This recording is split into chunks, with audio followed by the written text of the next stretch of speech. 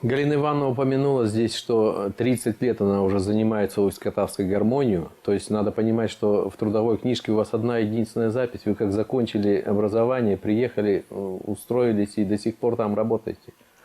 Да, я работаю уже 40 лет во Дворце культуры имени Тимофея Яковлевича Белоконева.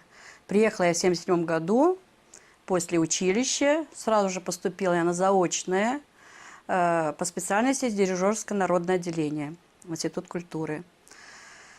И так как я была еще и маленькая и участвовала в заводских смотрах, я взяла на заметочку этих людей. Начались опять заводские смотры. Я взяла этот опять хор под свое руководство. Взяли первое место, и женский, и мужской ансамбль. И привела их во Дворец культуры, весь цех 26. А во Дворец культуры. Так у меня образовался хор русской песни. Проработала с этим коллективом, очень хорошо проработали.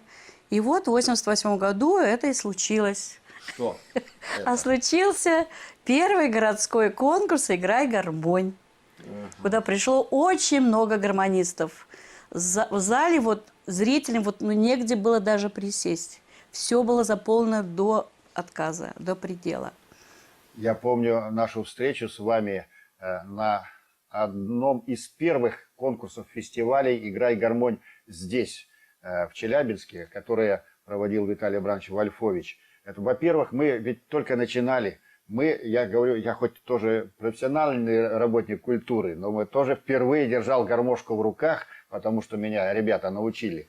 И все мы волновались, соревновались, но после концертов всегда были самыми дружными людьми, не разлей вода. Еще я хотел сказать, вот, Галина Ивановна, много выпускников Института культуры, культпросветучилища по специальности не работают. Вот вы, Большинство. Вот исключение. Профессии своей не изменяли ни разу.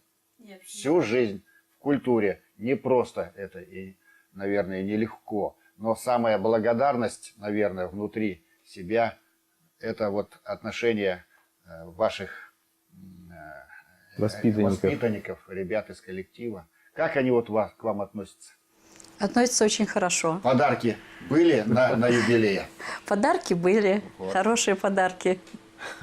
Очень хорошие были подарки, цветов было очень много. Ну, это поздравлений было много. заметно и в программе, которую вы показывали.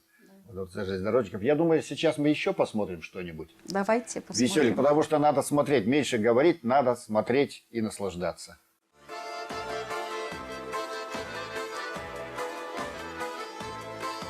Мы гуляли с тобою у речки, колдовала рассветная тишь. Счастье было да так быстротечно, что ты сердце мое бередишь.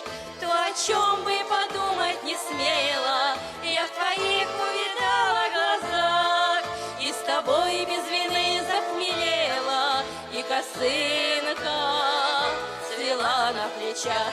Разгорелась заря золотая, поплыла над притихшей водой. В эту ночь я была молодая, и с тобой я останусь такой.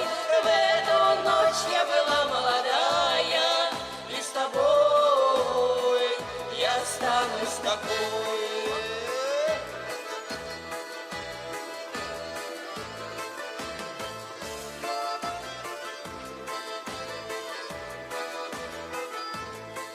Провожая меня у крылечка, ты губам мою руку прижмешь и засветишь на пальце колечко, и несмелую речь поведешь.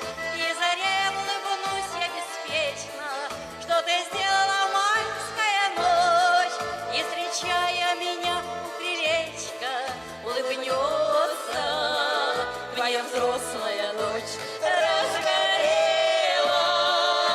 заря золотая, поплыла над притихшей водой. В эту ночь я была молодая, и с тобой я останусь такой. В эту ночь я была молодая, и с тобой я останусь такой.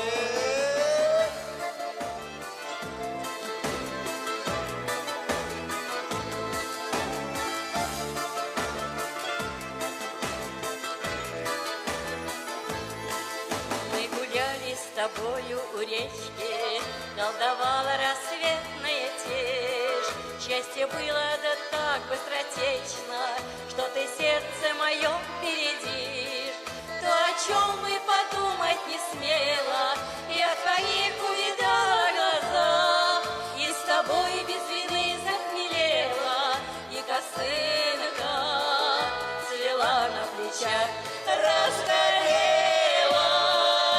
заря золотая, поплыла над притихшей водой.